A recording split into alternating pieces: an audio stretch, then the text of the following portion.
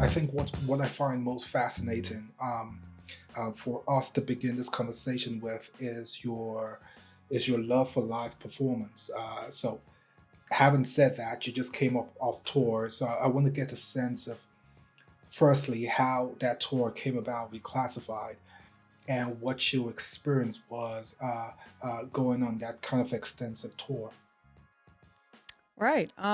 I've known Classified for a few years. I mean, growing up in Nova Scotia, you know who he is, for sure. So, music industry is pretty small out on the East Coast, and you get to meet people fairly easily.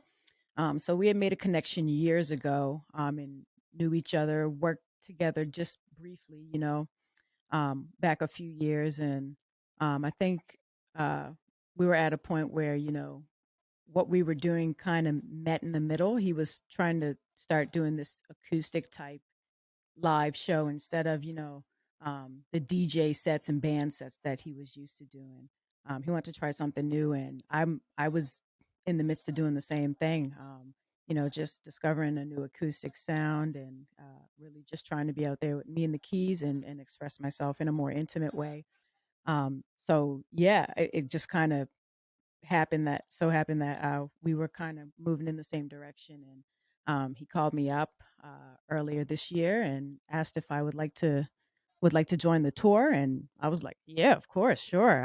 I think it would be great. So yeah, it just so happened that we were both kind of looking at doing the same thing and being on stage like that. It's another, you know, it's just another step. Uh, I guess if you look at intimate shows, it's just another step in that direction for both of us where we can kind of connect with people on a more personable level.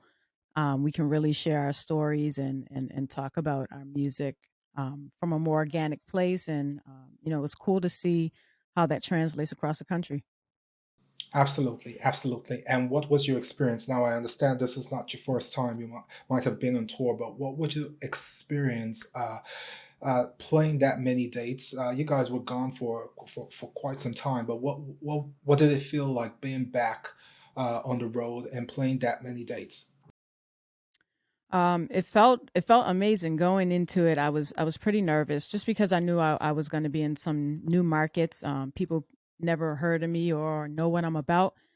So it's a bit of nerves, and also coming off the pandemic, going into these many shows, it's like, man, like, do I even have the stamina to to really even make it through to the end? But after that first week, I really got in the groove of things and got, I guess, my mojo back. I'd say, um, and just putting yourself out there. New markets, new people, potential new fans or new followers, and for me, the thing that I've always believed in is just going out there and doing what you always do. Um, you know, Approach everything with the same heart, with the same mentality, and people will receive it the way that you want them to, and that's exactly what happened. So by the end of it, I was ready to go another 4 weeks. I was like, oh man, I just kind of got back into the groove. Now it's like it's like over. So it happened. It seemed like it happened so quick. It seemed like all those weeks turned into like 2 weeks. So I was very happy by the end. Awesome. Is there a highlight from you from the tour? What was like the most exciting thing that happened for you? There were a few shows where so I do this Alicia Keys cover because people see me come out and it's like I have the braids or whatever, and people are like, oh, it reminds me of Alicia Keys. So I always throw that in there just because it's like I know I'm gonna get the comparison at some point. But yeah, there are a couple nights where that piece got a standing ovation, a couple cities. So that was amazing. Alicia Keys is a great artist, and I will admit she was one of the biggest inspirations for me for sure. Just the relationship between her and the piano. That's kind of where I started and grew into loving music. I love the piano before I ever wanted to sing. So for me, it kind of makes sense to do that to him, but to see people, respect that and kind of get it, those are that was probably like some of the biggest moments. Absolutely, for sure. It's amazing that you mentioned Alicia Keys, but just reading up on you and looking at the genre that you have found roots in, like so. I grew up, mid '80s, late '80s, and early '90s, and of course, I'm sure you've heard this 1,000 times before, but you're reminiscent of that era. So I listen to you, and I hear a bit of Monica in there, a bit of Brandy in there, and mostly Brandy. And I'm like, okay, I was going to talk to you about that, but um, uh, now we've jumped over probably like 10, 15 years into Alicia Keys. But what about that genre caught your attention? I know you do have gospel background and all of that, but when I listen to you, I hear early '90s R&B music. So what about that genre and that time frame of that genre appeals to you? Well, I'll tell you this since you already referenced it. Brandy's my favorite singer of all time. So, so there you go. Okay, okay, you okay. you kind of nailed that one. In my humble opinion, I wasn't around for all of it, but '90s is my favorite era of R&B. I think it's the best. In my opinion, other people are going to have a different opinion on that, and I respect that. But um, I felt that's when all the real singers had their shine. I feel like not to discredit anybody, for sure that that's not my thing, but I feel like we've kind of lost real artistry in the sense that right now it can come down to how many followers you have, and maybe you have an okay voice, and you can get on a record and you can be famous. But I felt like that era they prioritized real artistry, like people who were actually born to do something, and they got their chance. So that's what I really love about that '90s era. Like when they put out a record, you knew for a fact you couldn't come for them because they were top of the food chain for what they did. You couldn't, you'd never hear anyone cover their songs and do it better than they did. It's just that musicality that really drew me to the '90s, and that sound and the authenticity, and everyone was unique. It wasn't just based on how the music sounded sonically; it was based on the emotion that the artist was trying to convey, and a lot of those songs people still play all the time today. '90s music is never gonna die. It's the era I resonated with the most for sure. Absolutely. I was just going to say that I do have, I think, Brandy's debut album and I think a sophomore album, and I still play those things today. Like Yep. I just play it. Right. But very, very, I love how you've explained that. Would you say that? Because again, the other thing I find fascinating about you is that it seems like you seek for opportunity to play live music, like you're always wanting to do that. Would you say now talking about that ability to hone your artistry and hone your craft, would you say the desire to keep performing live music and trying to shape your voice and shape the music you make on set, would you say there's a as a connection there that the more you play live music, the more you're able to hone your craft for your audience? For sure. As much as it is a performance, it's also development and practice. What better way to perfect your craft than to actually be out there doing it? There's no better way. I mean, a lot of people ask me about my regiment in terms of um, how do I keep my voice strong, vocal control. It's all by trial and error for me. Every time I go out and sing, I try to do something different. um, you know, reach for that note that you didn't sing before, but you can hear it in your head. You can hear where that melody goes. Try it this time. Or maybe there's like a lick or a run that you heard someone else doing. It's like, all right, try to incorporate that into one of your tunes, see how it lands, see if it sticks. For me, I'm always trying to challenge myself as a singer. I never want to be, stuck in a certain place where people can say, all right, these are her limitations. This is what she does. Um, a big thing for me right now is developing my lower register. I know I can hit high notes. That's something I was always able to do. I could do licks and runs and stuff like that, but what can I do to kind of expand? Well, mid range and lower range is something that you hear a female with a lower register, it's like, whoa, where did that come from? And I'm always amazed by that. So for me, yeah, that's something I'm exploring. Also tone development and tone manipulation. I'm a very geeky person when it comes to vocals. So I get into a lot of weird realms, but tone manipulation is something that I always mess with. Um, and for me, it that helps with being versatile. So I can jump into other genres, or I can, record a tune and use a tone that maybe you'd hear it and you'd be like, no, there's no way this can be Reeny. She doesn't sound like that. I'm just trying to always keep it fresh and make sure that my voice is like. I think it's because I play keyboards. With a keyboard, you can choose different sounds. You can be a synth, you can be a piano, you can be a Rhodes, you can be anything at this point. So for me, I'm trying to find versatility with my voice as well, and just trying to develop it in multiple ways of being outside the box and just trying to do something unique. Absolutely. Talking about those lower registers, would you say you are a fan of somebody like a Jazmine Sullivan or a her? Woo! Uh, yes, big fans, big fans. I even go back like someone like a Toni Braxton. Yeah, absolutely. Um, like Tony Braxton in lower register, like unreal. Oh my goodness, yeah. Um, Not to just mention the uniqueness of both of them, um, especially Tony, who still no one has ever really even come close to being what she is. Um, but yeah, people like that, so unique. Jasmine Sullivan is her own thing, never to be be duplicated. And you listen to it, and it's like, I want to have that type of artistry where, okay, maybe I'm not the number one selling artist on the planet. For me, it doesn't matter. That's not why I do music. But to just be so distinct that you know that you're in this realm of your own, so to speak, and kind of create that and push that forward. um, I think for me, that's where I want to be too. I think the other thing I found very fascinating about you is that we find you here. Like I said, I'm trying to catch up on your career, and somebody stumbles upon your music at this stage, but you have been at this for like 10, 12 years. I go back and look at videos and watch music videos and stuff. Um,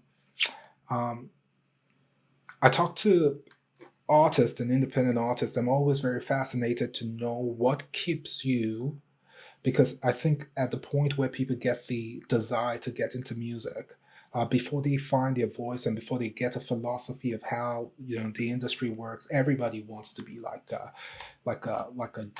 huge star and all of that. When that doesn't happen as quickly as you want it to, what has kept you plugging away at music for this long, and still doing it right now? I think for me was I never wanted to be the star. I did music for one because it was an emotional outlet for me. Super introverted. I keep feelings bottled inside. For me, music was a way to express myself in a healthy way. So that was the first thing. Um, Two, even though I didn't have like this huge national, international success, um, I was still able to make a living where I was being a musician full time. Um, and I'd say the only other thing is just I just love it so much that it didn't matter to me. I just wanted to keep doing it. I think that's why now I'm at a place where I'm just super comfortable and content with where I am as an artist. It's because I did have those years and went through those growing pains, but I know I did everything for the right reasons, and that was to tell my stories and hopefully make people feel better.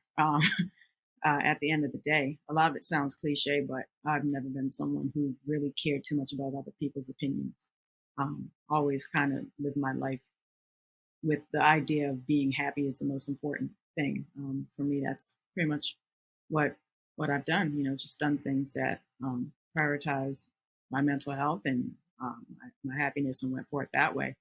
Never put expectations on myself as a performer. I've never been competitive as a musician. I do it because it was the one thing I was good at, and that made me happy. And that's pretty much it.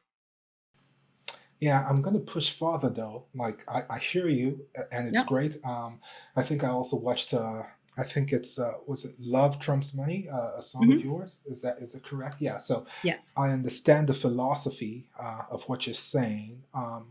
But I'm just going to push further a little bit to say, how do you keep your sanity in, it's not even the industry now, but in a world where to be competitive and to be, to be the biggest stuff, like how do you, I believe what you're saying, but how do you make that happen on a day to day basis? It's easier said than done. I'm not saying that every day it's like I feel like, oh, I'm in my own world and the only thing that matters is me. That's most definitely not the case. But um, in terms of my decision making, in terms of, my choice not to leave home and move to the big city, um, in terms of, not exploring industry relationships that I didn't feel comfortable going into, um, you know, I did everything based off of what I felt would benefit me in the end and what would make me happy. And sometimes you get it wrong, sometimes you get it right. It's a lot of trial and error, but um, I think I've always been a person who has been a little on the pessimistic side. Um, um, I've always lived by the motto: never get too high, never get too low. Always kind of stay in the middle. And so that's why for me, even though sometimes I do have successes, you know, I never really get too excited about anything, but also always, using those moments as well to kind of not let things get me in a negative headspace. Um, and like I said, I'm still growing. I'm still learning. Uh, just trying to make the best decisions. And I think I'm at a place now where lots of things are coming to me without me really trying too hard, that feel right. And, I just think a lot of that energy just comes back. So, I always lead with my heart, and hopefully that takes me to the right places. Awesome. And talking about things coming to you, I was on your Instagram page, I think a few days ago, and I saw the two awards that you won, the Nova Scotia Music Awards, just coming off tour, which is absolutely a big deal, especially being Musician of the Year, I think. Um, Hmm. um, uh, uh, at this point in your career, knowing all that you know and just your philosophy and outlook, I know about, not being too high and not being too low, but what does such accolades mean for you at this point? What does it do for you? I'd say it's really validation for me, that I obviously work hard and put a lot of work into just developing myself in terms of my artistry, and to have people recognize you for that hard work. I feel validated. Feel like none of the investment was a waste. Not to say if I didn't have the awards, I would feel that I wasted my time or my talents, but um, you know, I do put in a lot of work, and it's great to be recognized. I'm super appreciative that people notice it and see it, and they appreciate my work. Absolutely. And this is one question I've been trying to figure out how to ask. So, when things like this happen for you, do you think that as a person of color, do you think you're paving? Um, I hesitate to ask this question because I don't want to. I don't want you to. This is in no way trying to make you be like a person of color musician, because that's not what you are. But is there a legacy you think you're creating there for people who might be coming after you? I hope so. Um, and I say that because I come from a long line of musicians in my immediate family. And also here on the East Coast, there were a lot of musicians I looked up to when I was a kid, and coming up, and I would see them perform live locally. And some of them have a little bit of national or maybe international success. For me, I feel like it's my time to kind of carry those legacies forward, and then when my time's up, pass the torch to the next generation. For me, it's huge. I represent my community hard, and want to see us succeed all the time. So, I just think my chapter of that whole story is just, another stepping stone. So yeah, I would like to hope I'm leaving some type of legacy for the next gen. Awesome, awesome, beautiful. Okay, so let's go into, I think before we come to Amber Lights, which is your current single, we may not be able to get to the Christmas stuff that you've just put out because, yeah, I really have been looking forward to talking to you about Amber Lights. But I went back to listen to WWIII, Strength, Love, and Courage, I believe that's what's called. But Yeah. um, before we talk about Amber Lights, I wanna, because I listened to that record, and it's very eclectic. I find there's so many different sounds on there. So the question would be, what's that journey been like? What would you say has changed between that album and Amber Lights, which you have just put out right now? Um, that first project, I was still trying to find myself. So there are a lot of songs that are, you know, genre bending, if that's what you want to call it. But yeah, just trying to find my sound. And like I said, I always try to be super versatile and try to see how many genres I can kind of put my foot in. But yeah, I was kind of just finding myself and finding my sound. In terms of how it differs from Amber Lights, um, I think Amber Lights was a project that I kind of wanted to um, have it be its own type of thing, different from not just the first project, but different from pretty much anything else that you would kind of hear too. It's a really organic piece. I had written it maybe 4 or 5 years ago, and played it live all the time, but never really recorded it or released it. So I actually did this project with my brother, who's a drummer and a bassist, and kind of just laid down the keys and a little vocal and sent it to him, just like, just play whatever you hear on it and send it back to me. And he did, and kind of finished it up, got a string player to put some strings on it. And I just wanted it to feel organic, and whatever sound we made, that's what it was. And that's pretty much what Amber Lights is. It's kind of like just this super unique piece that I just wanted people to really express themselves on it. Story behind it is a little weird. Story behind it's a little weird, but I'm almost trying not to say why I wrote it. Oh, I'm gonna ask, so. I know. It seems obvious what the story is about, but the But inspiration has nothing to do with the story of the song at all. so hit me. Tell me. All right. Hopefully no judgment comes to me on this, but I was on YouTube one day, and everyone knows you get recommended some stuff on the side that just pops up out of nowhere. And unfortunately, this video popped up that was called North American Car Fails. So I was like, all right, I hit the link. I don't know why my brain told me to do this. So anyway, it's a compilation of like bad drivers. So yeah, I don't know why I found it amusing, but I watched this compilation of videos, and there was this one particular clip where so the host vehicle, which is what I'll call it, it had a dash cam out the front and out the back of the car, so you could see front and back. You could see out the front that they were coming to a traffic stop, and there was an amber light, right? Okay. And so, I don't know how the driving is where you are, but here amber light means speed through it so you don't catch the red.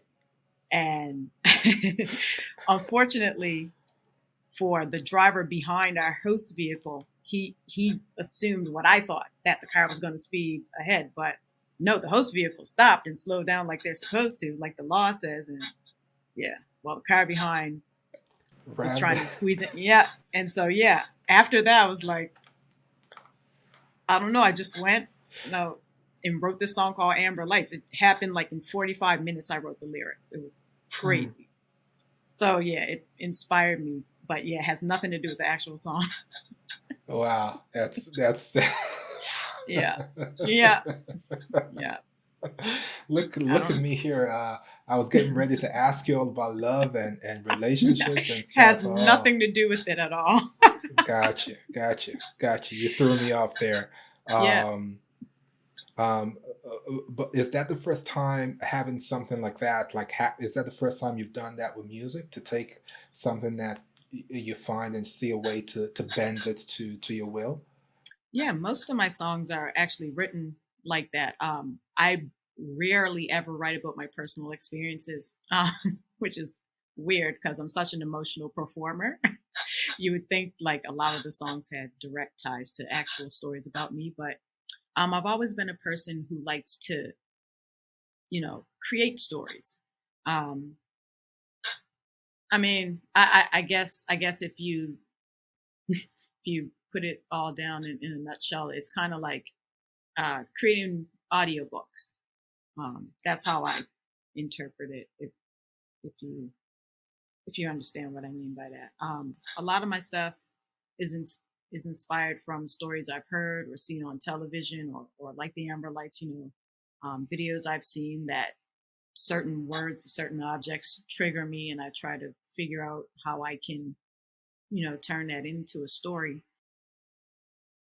Okay, so I want to just hone in a little bit on that single itself. So is collaborating with your brother something that you do often? Um, yes and no. Yes, in the sense that we've been collaborating musically since we were children. We're 10 months apart in age, so we grew up kind of like twins in a sense. And and we both started music at the same time. So we would have jam sessions when we were like 8 or 9 years old. We've always collaborated still to this day. If I ever use a band, my brother's always in the band.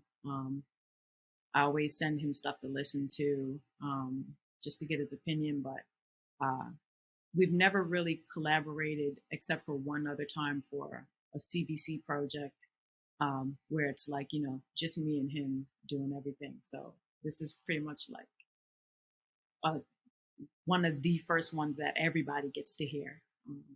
And yeah, it's definitely special. Our parents invested a lot in us when we were kids, especially in our music. And, um, you know, it's as much a huge success for them too, just to have, their kids pretty much showing people that they didn't waste their money on us. For sure. But yeah, no, it's super special, very special. Awesome.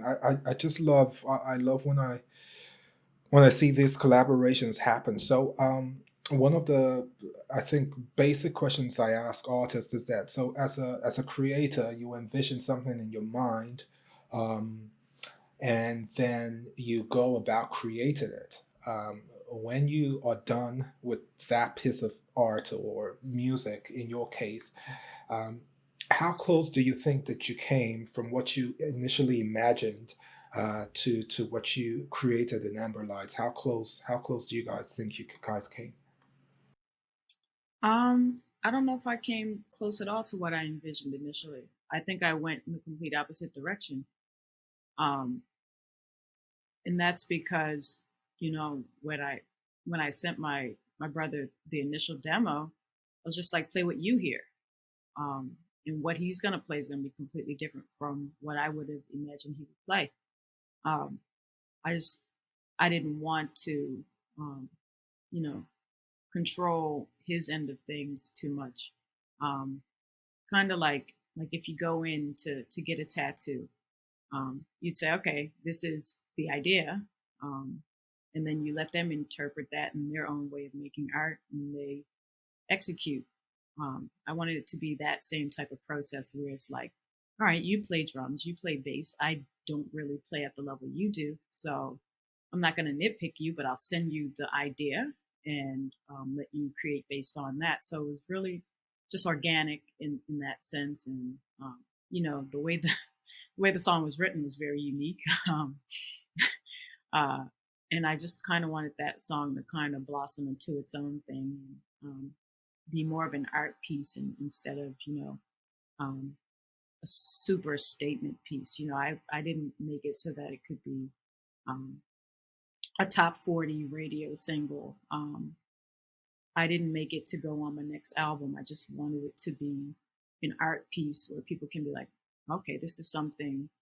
Um, this is another thing that Reeny can do, or this is another style that she does, or this is another unique creation. I just a lot of people they do the mainstream thing. I'm my brain is far too musical to just keep things in a certain lane. I want to be expressive in different ways and create different sound.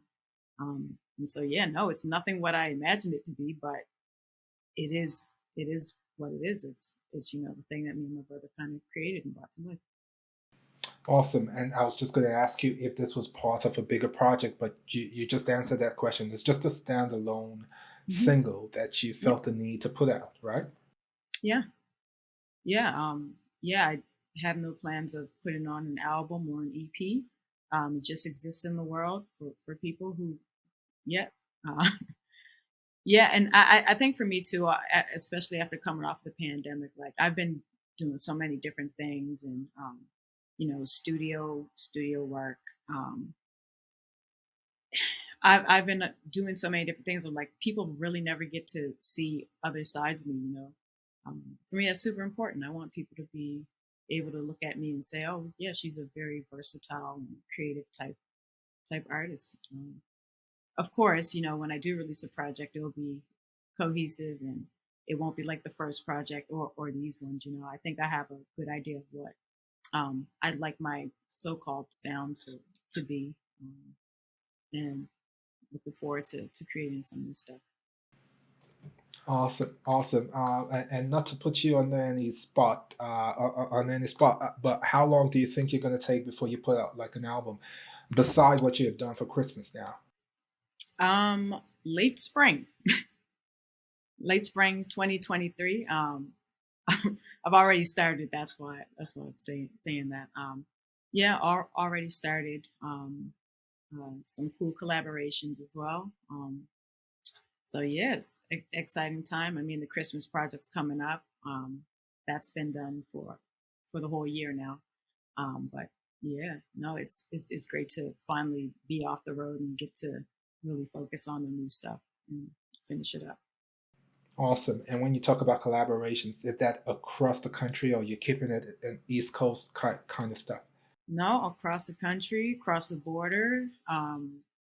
Yeah, a lot of a lot of collaboration. I love the East Coast, and I've worked with a lot of people here. I'm looking to expand and work with new people and see where that goes. Awesome. Awesome. Okay, so I think I want to say congratulations, Rini. I'm fascinated by your career on so many levels, and that is why I pushed so hard to talk to you, and I wanted to do it when we were both at our best to get this done. So there's so many things. I want to say congratulations for of course for the two awards you just picked up at the Nova Scotia Music Awards, and then I think your ability to be able to stay true to be a purist in a certain sense to a particular genre. I think that takes courage. Um, it's easy to talk the talk, but when you see certain artists just letting their music reflect their philosophy and how things should be, um, or how they want to see the industry shape out, I think is very courageous. So I want to say big ups to you on that as well. And I think a good way to land this conversation would be, I know I said we're not going to talk about the Christmas stuff, but again, I see the same work ethic that you have already scheduled tours and you're going out to go perform. Um, it just I find that very inspiring. You keep making a way for yourself, and you keep executing. I think that's the word I want to say. I see a lot of artists that put out a single, and then and that's it. It's just the social media stuff. Like there's social media kind of artists, right? But the real hard work is pounding those pavements and pounding those venues, and interacting with the audience and making sure that there's room for that. So, just in terms of what you're expecting going out for this tour for Christmas, what are you hoping to see on the road, and how are you hoping that this new music lands with people? I first of all, I wanted the Christmas album to be fun. Uh, my idea going into it was make it as fun as possible, and even laugh a little bit. So there's a few songs on there that have they're a little bit of a funny stories. My take on adult relationships with Santa Claus. Um, so yeah, I just wanted it to be fun, and for me, Christmas was always a big thing with my family. My parents worked their tails off to make sure we were happy every Christmas, and I can't remember not being happy, even like growing into adulthood. I can't remember having a sad Christmas. So that's kind of what I'm bringing, or want to bring with these shows. A bit of my experience from home. My parents are actually going to perform with me on a couple of these shows. Yeah, so it's really like a whole family experience. I call it Reeny's Family Christmas, and that's exactly what it is. Just bringing a bit of what I experienced to other people and show them what life was like for me growing up as a kid. Kind of where the music came from. They get to see it up close and personal. My parents are going to come out. My sister's going to sing. My brother's going to play drums. I got a few cousins coming out to perform as well. So it's a big family affair, and we've done a few of these shows in past years, and people love it. This year we booked up a ton of them, so it's great that we can go out and we can kind of share culture, we can share stories, and sharing a good time. And that's exactly what we're trying to do with this Christmas tour. Awesome. Awesome. Well, good luck with the Christmas tour. Thank you. I take it Christmas is still your favorite holiday in the year. I take it, right? Absolutely. But If it wasn't cold and snowing, it would be perfect. It would be the perfect time of year. I got to move to Florida or something during you Christmas should. time. Yeah, I should. Well, Other than that, it's the best time. Awesome, awesome. No, you're just amazing, amazing to talk to. I really want to, for most of these conversations I have, I'm looking forward to having them in person at some point. Yeah, But I'll definitely come see you play. Like you're one person I wanna, just be in your audience and watch you do amazing. your magic. But thank you so much. We're wishing you, success and good luck. I know we're gonna keep Thank you. talking, but we would love to cultivate a relationship going with you down the road, and just watching your success and how you evolve and how your music unfolds. But thank you so very much for your time, Reeny. I really Oh, appreciate it. thanks for making this happen. We've had a lot of hiccups on the way, but thanks for sticking with me, my friend. Appreciate that very much. Anytime, anytime.